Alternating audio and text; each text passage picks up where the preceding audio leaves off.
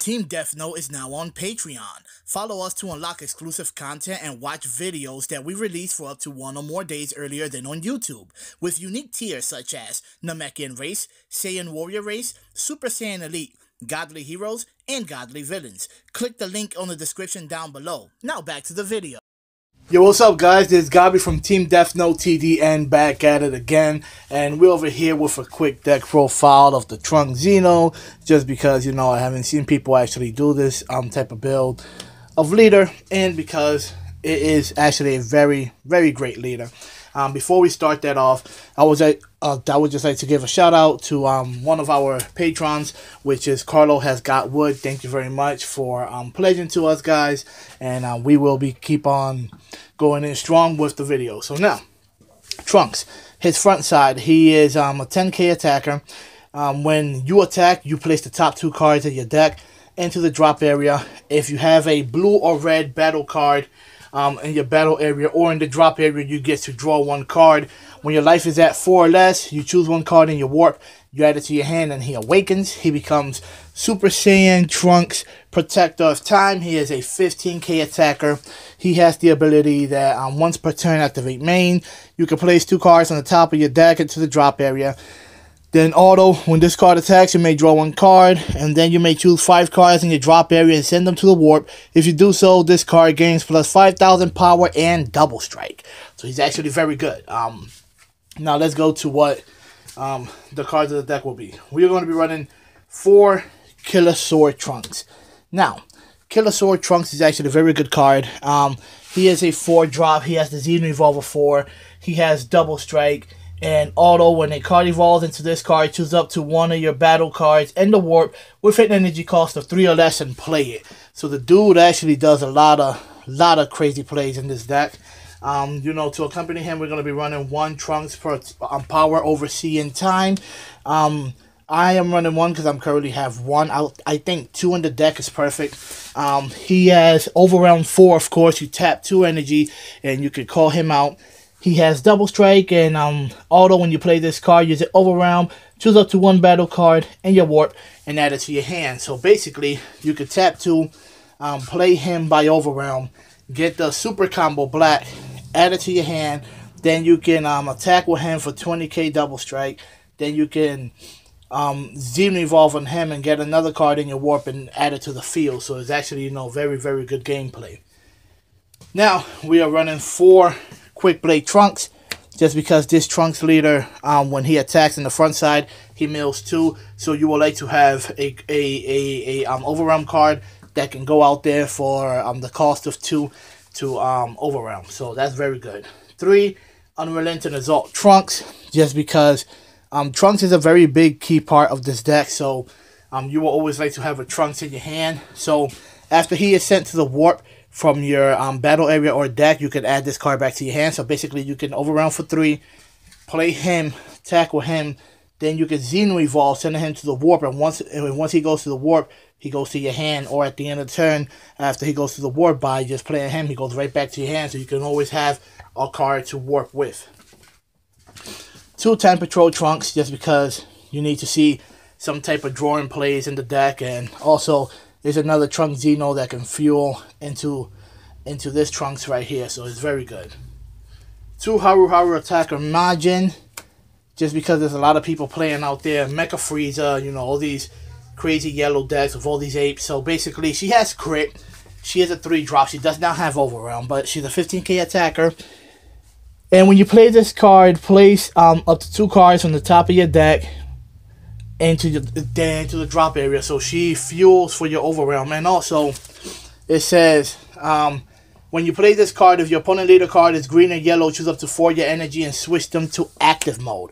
So you can do a lot of plays. You can either go with the Quick Blade Trunks or the Time Patrol Trunks or the Unrelenting.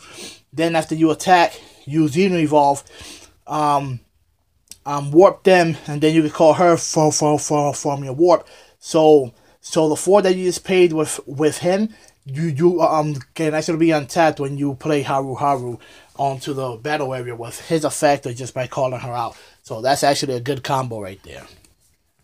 2 Dark Plot, just because Dark Plot is actually a very, very good card in this deck. You can basically tap 4 Dark Plot, go into the Trunks power Overseer of Time. Since he has Overwhelm, you untap 3. Then you can play the Haru, tap 3, untap 4 if your opponent is green and yellow, and then after you attack, you can play the Killer Sword Trunks by removing this Trunks from the battle area, then to the warp. And if you have another Haru, you can actually go out with another Haru and untap 4 again. So there's a lot of different type of little plays that you can keep doing with this deck and Dark Plot. It's kind of crazy. Increasing Evil Mass Saiyan, Overwhelm 4. Although when you play this card using Overwhelm, choose up to 1 card from your life and add it to your hand. If you do so, choose up to one of your opponent's battle cards, or energy cards 5 or less, and send it to their warp. So basically this card right here, he also, on top of that, he helps you awaken. You get to remove one of your opponent's cards 5 energy cost or less from the battle area to their warp. So he's actually very good. He's a very, very, very good card. I will bump him up to 3 if you have the chance to. Like I said, I only have 2, but the deck has been running smooth like this. 4, Supreme Kind of Time, World's Protector. So this is your super combo, but this super combo is different from the rest of the super combos.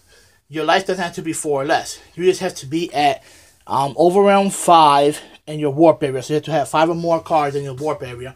If you do so, you can when you combo with her, she gains 10,000 and she lets you draw a card. So she could be an early super combo throughout the game, and you know he can always get her back to the field, and he can get her back to your hand. Dark Plot can just get her out to the field again, and when you awaken with this, you can just grab one of her from warp and add it to your hand. So it's like you're recycling the super combos in this deck over and over again, which is actually very, very cool.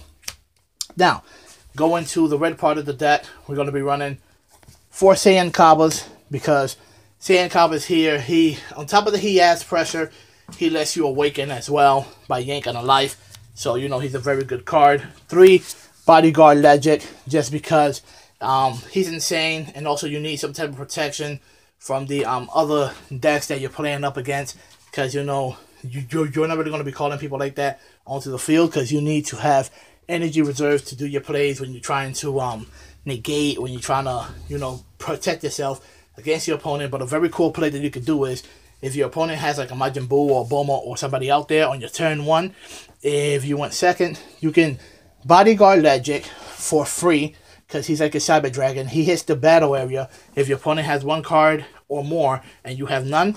So you could call him out there for free. Then you can then you can attack with him, dump 2, since you have a red on the battle area, draw a card, go into a Quick Blade Trunks, call him out, and do Saiyan Kabba all out on the field. So that could be 1, 2, 3, 4 different attacks, and one of those attacks being double strike. So it's actually very, very annoying. 3, Pride and Justice Topo, because you need some type of negate in this deck to survive. And as well, after you negate, he hits the field. If your opponent's awakened, he's at 15k or more, his leader card, you can actually play him out there for a cost of 2 instead of 4. So he's actually very good as well. 2 Miraculous Comeback Ultimate Gohan, just because there's sometimes, you know, your opponent have like those type of apes, and you're trying to swing at them, and if you out combo them and you kill and you KO their ape through battle, you deal 2 damages either way. So all these little type of blockers out there, you don't want to see them. 2 Unbreakable Super Saiyan Son Goku, just because he's red, and on top of that, when you combo with him, you get to draw 1 card. So he's like an early super combo. So it's like if we're running 6. Plus, you can recycle these super combo back to the field in hand. So it's like if you're running a whole bunch of type of super combos, and you can just keep on being aggressive in the deck for a bunch of super combos by the cost of 1. So that's actually good. Going into the blue, we're running 4 Courageous Heart, Jajirobe. He is your blocker with Revenge. So he gets rid of those apes. He gets rid of those crazy cards out there that have barrier. He's a very, very good way of getting through barrier. 4 Whis Corrosion, just because, like I said, you need some type of blockage, negates. So in negates in total, we'll have like 7 negates will have like 7 blockers, and you just keep going on, you keep going on. 4 Sensu Beans to finish off the deck, just because you had to, you know, just because you want some type of untapping mechanism, is actually very good in this deck as well. Cards that I will add will be like Super Saiyan 3 Bardock Power Unleashed, and the other card will be the other Bardock, where he's at, Awakened Warrior Bardock, just because, you know, he is overround 4. Top of that, he has double strike. And the Super Saiyan 3 Bardock, when you Xeno Evolve, you get 5 cards from your warp, place them into the drop area. So right there and then, you can activate his effect while swinging, and he'll get the 5,000 and double strike by removing 5 cards from your drop area into the warp. Then on top of that, he sends all the opponent's battle cards into the warp as well, so he gets around barrier, and it's actually good against these apes, against these other crazy cards. And yeah, this is Gabi from Team DeathNote, TDN, back at it again. Let me know if you guys like this deck, or what type of changes you would do to the deck. We're always open for criticism, and just remember, we said it first, my dude. Peace out. Que lo que es fortuna